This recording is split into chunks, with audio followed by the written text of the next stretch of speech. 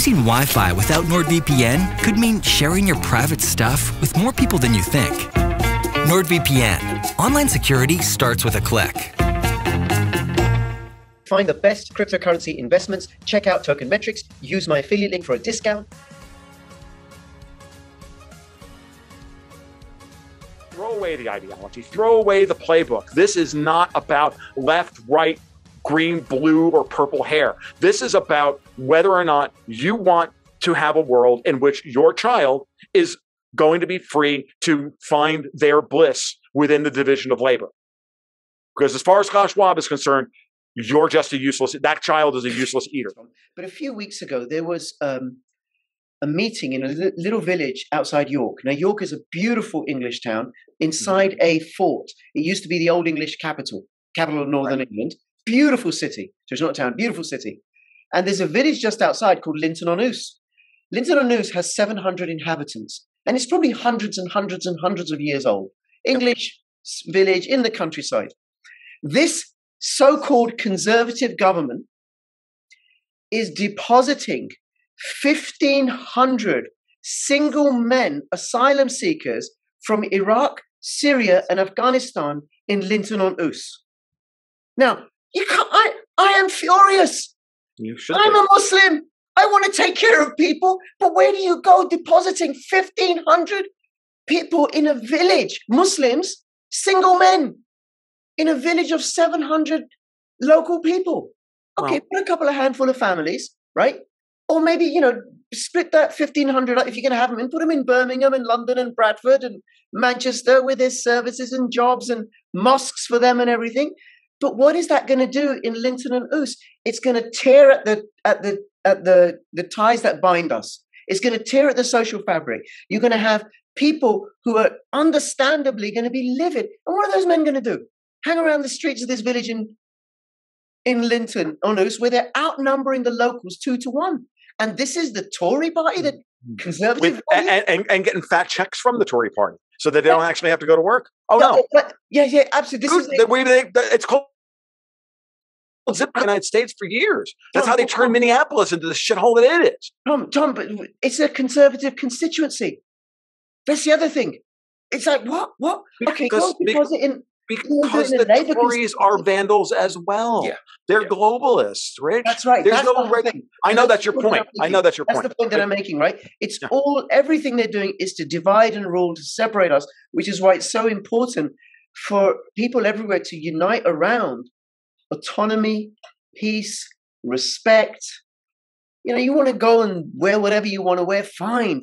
You don't get to go into women's toilets, though. Yeah. But what happens, too, is with that, when you respect sovereignty, it ends up that you don't have to relocate 1,500 Muslim men because you didn't destabilize their country, destabilize their region, and now they're not like looking for some other part of the world. The reality is when you see refugees from whatever country, these refugees who live in their country, they'd rather stay there. Yeah. But we go destabilize their country and they're running all over creation. And then the globalists, they just love it because they can bring them in. They can plug them here and there, destabilize. You're running in different directions like mice. You don't know what the hell is going on. And they keep you destabilized. They keep you off balance and off your feet, and you're upset. You're arguing about the new whatever group that they brought. You're fighting about that. And you're not stopping to say, hey, wait a minute. These people are robbing us all. So I think that's part of the whole thing is to keep us unstable, keep us fighting amongst ourselves, destabilize regions so people are moving, they get new free labor. I'll add this. So I've seen 2,000 Mules. Now, I've already seen, before I saw that movie, enough to satisfy me that election was stolen. Right. I knew pretty much straight away that election was stolen, the following day when I looked at a few things. I knew it at 2 o'clock in the morning on election night. Right. Okay. When they stopped the counting. I'm like, I could see it happen. Okay. How do we know they're not going to do that again? You can't pull it off twice. You can't pull off the same trick twice in a row. You can't. We know how to do. We know what they're doing now. What will happen this time is that all those people who stood around while these guys were stuffing ballots into the boxes are going to get beaten. There's going to be a guy. There's going to be some Oath Keeper style Proud Boy guy standing outside of every one of these friggin' boxes at 2 o'clock in the morning, waiting for some fat ass purple-haired moron to show up with 30 ballots, and he's going to beat the fuck out. And that's going to be the end of it.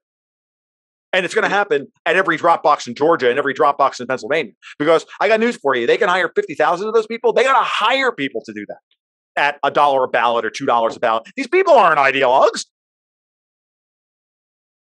But at this point, that kind of vote fraud, I got news for you. If they tried that, not that we have Dropboxes here in Florida, but they did that in Florida and they caught the guy on videotape doing it, like, that guy would get a medal here. He wouldn't go to jail. Like, or we would have published, or DeSantis would just publish the rules. If you see vote fraud, these are the rules for making a citizen's arrest. And be done with it. And how is that going to end? It's going to end when we finally say enough is enough. You are engaging in an act of violence. I do not care if you are not punching me in the mouth. Stuffing a ballot into a box that you know is not real is fucking violence. Voting is violence, people. You're using the state to point guns at people, to enact violence. When you have to break this stuff down in that level of symbology. You have it within your moral right to stop somebody from voting illegally and not just standing by and wanting to go, I don't want to fight. No, excuse me. You're a fucking criminal. You're stealing the voice and the vote of somebody else. I mean, we shouldn't even be arguing this. We should all be outraged by what we saw in 2,000 Mules. And we should all be getting ready to go, yeah, you know what? I'll take the 8 to 4 shift on that Dropbox. Motherfucker shows up with those sons of bitches thing. He's getting beaten. He's getting put in a fucking hospital. Now, Soros, go buy somebody else. And this is how you put these people out of business. And those people, because the truth sells itself, folks, and they got to pay for the lies. And the Oath Keepers, yeah, that's what I'm saying. The Oath Keepers and the Proud Boys and those, they will do it for free. It's just, they don't need to be paid to do it. I mean, no one is here advocating violence, but they're the ones engaging in the initial aggressive act. You are acting in self-defense. Yep, now, the law may not be written that way. The law is wrong. We got a lot of freaking laws on the books that are wrong. But you want your society back? You need to start thinking in terms of what society actually is. Yep. And if you're not going to do that, then stop complaining. Go watch the latest, episode of The Handmaid's Tale, and check out and log into Pornhub, dude, because I ain't got any friggin' sympathy for you anymore. All right, if you want to follow the rest of this conversation, then please come to my Odyssey channel, and this is because of the censorship on YouTube. You can go to Crypto Rich Odyssey, or you can find the link in the description below.